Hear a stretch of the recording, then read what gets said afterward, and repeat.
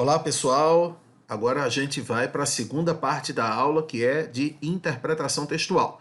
Hoje nós estamos analisando um texto da prova da UPE, do SSA 3. Então você que vai fazer a UPE precisa ficar ligado direitinho. É um texto imenso, essa é a característica da UPE, e depois as questões todas baseadas no texto, tá bom? Vamos começar a nossa análise também? Então, acompanha comigo. O texto era esse: como o Facebook nos transformou em leitores desatentos. Acompanhe a leitura. Sinto que venho me tornando um leitor menos atento. Meus olhos passam pelas palavras como se fossem ondas que se quebram e somem. Para ganhar concentração, muitas vezes tenho de me isolar, abrir um livro físico. Com o digital fica mais difícil ter foco, respirar fundo e então curtir a história. Situação preocupante, principalmente para um leitor voraz como eu. Só que se torna ainda mais alarmante quando noto que meus amigos, colegas de escrita, repetem essa reclamação em tom uniforme. O que ocorre? Será que há algum mal universal que nos faz ler cada vez pior? Não chamaria de mal, mas de cenário. Trata-se do mundo das redes sociais. Se antes nos acostumamos a livros e revistas, a mergulhar em cada informação, e era tão pouca, que surgia à nossa frente, agora surfamos pelos dados, e são tantos, preocupando-nos mais com a próxima onda do que com a que passou. Vamos de um lado para o outro freneticamente, lendo status no Twitter, no Facebook, vendo fotos no Instagram, imagens afinal são uma espécie de leitura, matérias em revistas, jornais e sites, acessando blogs, assistindo a séries no Netflix. Corremos os olhos do computador para o notebook, para o Kindle, para o smartphone, para o tablet, para o livro impresso, para a próxima invenção que colar, seja um relógio com mais informações vindas de seu pulso, seja um par de óculos mostrando tudo bem à frente. Não somos mais mergulhadores, viramos surfistas, e tenha isso como elogio e crítica ao mesmo tempo. Sim, há vantagens. Agora também somos ligeiros. Viramos craques em construir informações com rapidez. Sabemos o que a vovó está postando no Facebook, ao mesmo tempo em que assistimos a Breaking Bad no computador e conferimos mensagens no WhatsApp. Nossas mentes estão ágeis. Pelo bem, pelo mal, há uma mutação em curso. Somos leitores diferentes. Algo tem ocorrido em nosso cérebro que mudou nossos processos cognitivos. Enquanto os mais velhos podem até ter dificuldades para lidar com o universo no touch, na comunicação instantânea, uma criança de poucos anos sabe navegar com talento pelo iPad. Porém, na hora de se concentrar em uma só história, em analisar um só caso, podem prevalecer a falta de atenção, as falhas de memorização, a atitude de surfar sem mergulhar em águas profundas. Uma série de trabalhos científicos tem sido publicada sobre essa transformação do hábito de ler. Um dos estudiosos do tema é o escritor americano Nicholas Carr. Em um agora já clássico artigo para a revista The Atlantic, ele diz: nos últimos anos tenho a sensação desconfortável de que alguém ou algo tem pregado peças com meu cérebro. Sinto isso ainda mais forte quando leio. Imergir em um livro ou em um longo artigo era fácil. Agora, minha concentração se perde frequentemente depois de 2 ou 3 páginas. Acho que sei o que está ocorrendo. Por mais de uma década, tenho gastado tempo demais online. Trata-se de uma preocupação que tem se espalhado. A neurocientista Marianne Wolf, do Centro de Pesquisas de Leitura e Linguagem da Universidade Tufts de Boston, foi ainda mais fundo na análise. Para ela, a era da internet tem moldado o cérebro, capaz de se adaptar, de repaginar a rede de sinapses dos neurônios, de acordo com o tipo de leitura que faz. Em um de seus livros avisa: livros sempre foram uma forma de se aventurar, trabalhar a imaginação e crescer intelectualmente. Porém, na era da internet, passou-se a ler rapidamente, sem análises nem crítica. Segundo a autora, isso faz com que os jovens de hoje desenvolvam menos conexões neurais, ou seja, tenham cérebros menos eficazes. Não faltam estudos sobre o tema, na maioria muito ácidos e críticos, como os realizados por Marianne Wolf. Mas vale uma pausa. Grande parte dos cientistas ainda acha cedo para chegar a conclusões irrefutáveis. Estou com essa turma. Há milênios ocorreu a mesma reação a uma inovação tão disruptora quanto é a internet para esta época: a escrita. Sócrates, nos idos da Grécia Antiga, irritou-se com a chegada de tal tecnologia. Para ele, a leitura faria da mente, que não mais precisaria memorizar tudo, um ente preguiçoso. Reações contrárias, por vezes contendo premonições apocalípticas, surgem sempre junto à chegada de novidades tecnológicas em relação à escrita, à prensa de Gutenberg, à física de partículas, à internet ou aos aplicativos de tablets e smartphones. Mas o que nossa história, a da humanidade, tem provado é que os avanços têm vindo para o bem. Sim, muda o que e quem somos. Há, porém, um balanço usualmente positivo. No caso da leitura na era digital, aposto todas as minhas fichas no equilíbrio. Eventualmente, aprenderemos a lidar com essa nova forma de consumir informações. Talvez saibamos juntar com proficiência o mergulho e o surf.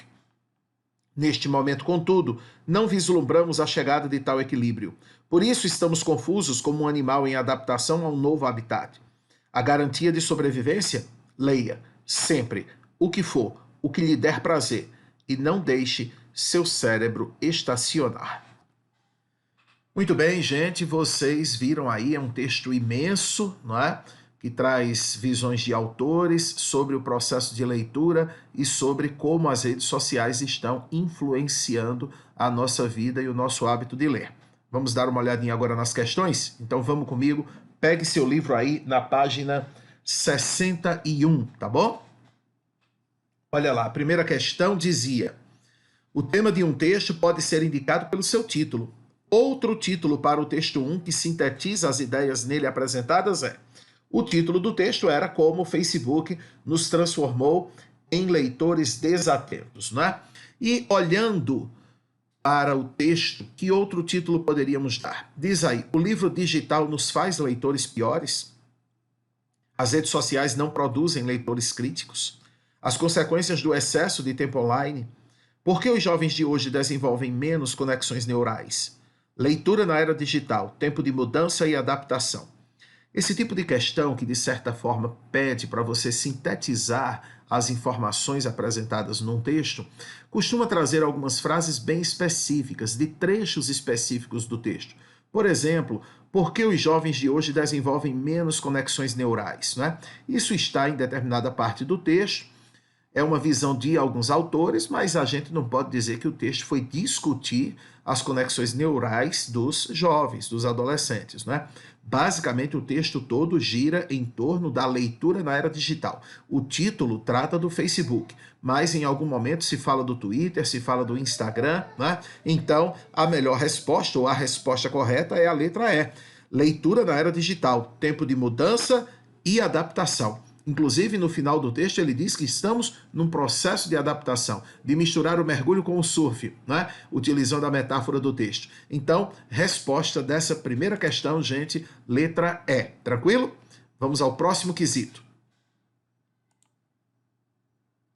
Olha só. Compreender um texto desenvolve o acionamento de diversas habilidades e competências, dentre as quais está a apreensão de sentidos que ficam escondidos nas entrelinhas. No caso do texto 1, por exemplo, o leitor deve compreender que. Então, agora é uma questão que exige de você leitura das entrelinhas, não é? Perceber o que está muitas vezes subentendido no texto.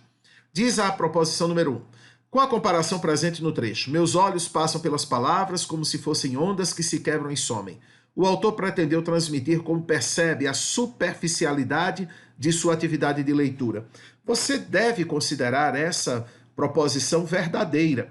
A metáfora é justamente isso aí, não é? Meus olhos passam pelas palavras como se fossem ondas que se quebram e somem. Ou seja, meus olhos passam pelas palavras de forma rápida. Eu faço uma leitura superficial. Portanto, proposição número 1, verdadeira. Proposição número 2. Ao afirmar, não somos mais mergulhadores, viramos surfistas. Essa é a tese do segundo parágrafo. O autor corrobora, quer dizer, confirma sua opinião de que atualmente as pessoas têm lido apressadamente, com pouca ou nenhuma reflexão sobre os sentidos veiculados no texto. Exatamente, não é? Veja que o mergulhador, ele se aprofunda, né? Ele vai para o fundo e vai de forma lenta. Então, um leitor mergulhador seria aquele que se aprofunda no texto. O surf não, né? O surf não. O surfista, ele pega a onda e ele tem uma velocidade impressionante. Dessa mesma forma, o leitor surfista seria um leitor que lê de forma rápida e fica na superfície do texto. Ele não mergulha. Portanto, a proposição número 2 é verdadeira. Número 3. O autor se identifica e concorda com a crítica feita por Marianne Wolff, posição que está claramente expressa no trecho. Grande parte dos cientistas ainda acha cedo para chegar a conclusões irrefutáveis. Estou com essa turma. Ora, mas a Marianne chegou a uma conclusão irrefutável de que os jovens estariam com as sinapses, né, que os jovens estariam pensando de forma mais lenta, que os jovens estariam, de certa forma, com cérebros menos eficazes. Isso a gente pode ver num trecho do texto, né? Segundo a autora, isso faz com que os jovens de hoje desenvolvam menos conexões neurais, ou seja, tenham cérebros menos eficazes. Logo depois ele vai dizer que alguns cientistas acham cedo chegar a conclusões irrefutáveis e ele está com essa turma. Então, ele não está concordando lá com a tese da Marianne, tá certo? Então, a número 3 é falsa. E a número 4? No caso da leitura na era digital, aposto todas as minhas fichas no equilíbrio. Eventualmente, aprenderemos a lidar com essa nova forma de consumir informações. O autor faz projeções otimistas para o que acredita ser o futuro da leitura. Exatamente, podemos considerar sim que esse equilíbrio é uma visão otimista a respeito da leitura. Portanto, é verdadeira. 1, 2 e 4, você marca aí no seu livro a letra B de bola, tá certo, gente? Isso lá na página 61, ok? Agora a gente vai resolver a questão número 3. Vamos lá. O autor do texto utiliza diversos conectivos e expressões adverbiais para expressar seu ponto de vista. Acerca desses elementos, assinale a alternativa correta. É uma questão, portanto, que envolve, de certa maneira, coesão textual. Ora, no trecho, só que se torna ainda mais alarmante quando noto que amigos, colegas de escrita repetem essa reclamação em tom uniforme. A expressão destacada cumpre a função de caracterizar o termo reclamação. É uma casca de banana, gente. Porque, veja, alguém que lê de forma rápida, repetem essa reclamação em tom uniforme, poderia pensar que é reclamação em tom uniforme, mas não é. Essa expressão em tom uniforme, que tem um valor de advérbio, na verdade está se referindo à forma verbal repetem. Repetem em tom uniforme essa reclamação. Então, esse elemento em tom uniforme funciona como um adjunto adverbial, ele está modificando o verbo repetir e não o substantivo reclamação. Por isso, a proposição da letra A é falsa. Na letra B, no trecho, se antes nos acostumamos a livros e revistas, agora surfamos pelos dados. Os termos destacados situam os acontecimentos na linha do tempo, no passado e no presente, respectivamente. Bom, me parece uma questão muito fácil, né? Se antes nos acostumamos a livros, antes situa a ação no passado, agora surfamos pelos dados, ação no presente. Portanto, essa é a resposta, letra B de bola, na terceira questão, tá bom? Na letra C, o termo enquanto diz aí na letra C que ele serve para mudar, né, a linha argumentativa, sinaliza uma mudança na linha argumentativa de forma alguma, enquanto da ideia de tempo, não vai misturar com no entanto. Na letra D, contudo, que expressa uma oposição, uma adversidade. A letra D diz que expressa uma conclusão, portanto, falsa.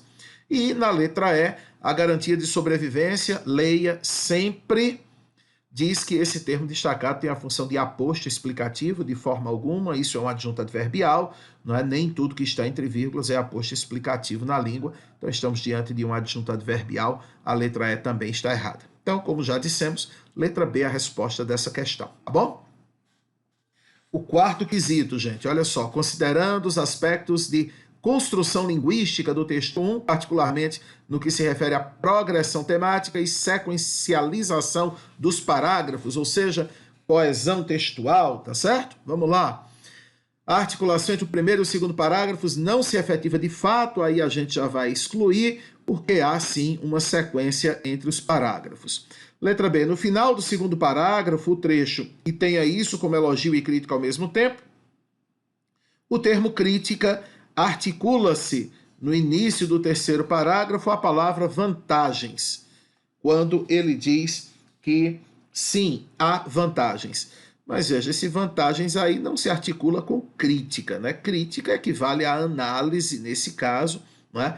E no caso do texto, tenha isso como elogio e crítica ao mesmo tempo. Aliás, crítica aí não é análise, né? O ato de criticar de fato.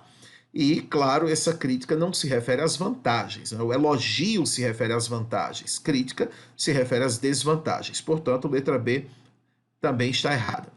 Letra C, vamos ter a resposta. Olha só, o segmento essa transformação do hábito de ler, no início do 5º parágrafo, sintetiza todo o conteúdo do 4º parágrafo, que aborda as diversas mudanças nas práticas de leitura promovidas pelas novas tecnologias.